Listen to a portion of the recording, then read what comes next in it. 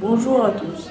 Aujourd'hui, avec nos deux camarades, nous sommes venus en toute bonté vous présenter le film et le livre La ferme des animaux. La ferme des animaux a été écrit en 1945 par George Orwell pendant la Seconde Guerre mondiale.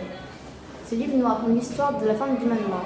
Monsieur Jones, un homme alcoolique et maître de cette ferme, maltraite ses animaux qui décide de se révolter contre lui après avoir reçu les dernières paroles de Sage l'Ancien, le chef des animaux. Ils arrivèrent à prendre le contrôle de la ferme et décidèrent de faire de Boule de Neige leur nouveau chef. Ils décidèrent aussi de changer le nom de ferme du manoir en ferme des animaux. Quelque temps plus tard, Boule de Neige se fit chasser par Napoléon et ses 9 chiens car c'était un traître. Napoléon devint alors le nouveau chef et mena la vie dure aux autres animaux et en enfreignant les règles mises en place après le départ de Jones. Les cochons avaient pris le contrôle de la ferme et il était presque impossible de les différencier des hommes.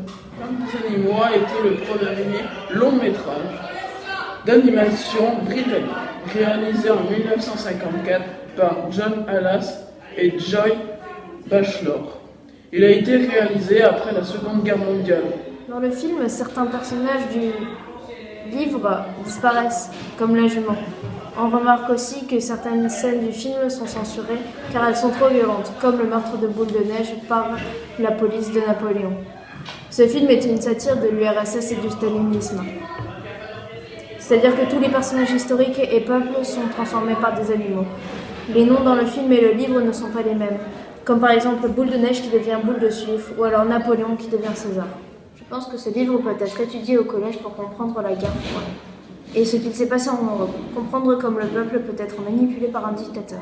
Je pense surtout que le dictateur peut avoir une prise de parole extrêmement importante face à l'avenir de son pays et qu'il peut mettre en péril volontairement son peuple.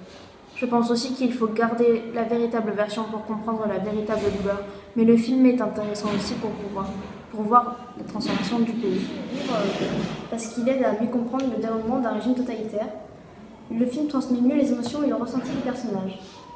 On voit les personnages devenir de plus en plus faibles et soumis à cette dictature et souffrir de tous les efforts qu'ils fournissent. Mais dans tous les cas, je conseille le livre pour la facilité de compréhension. C'est le film pour moi. Je comprends mieux à regarder le film qu'à le livre. Moi, je conseille de regarder le film pour mieux comprendre l'histoire et les images que prendre le livre où l'on ne voit pas les images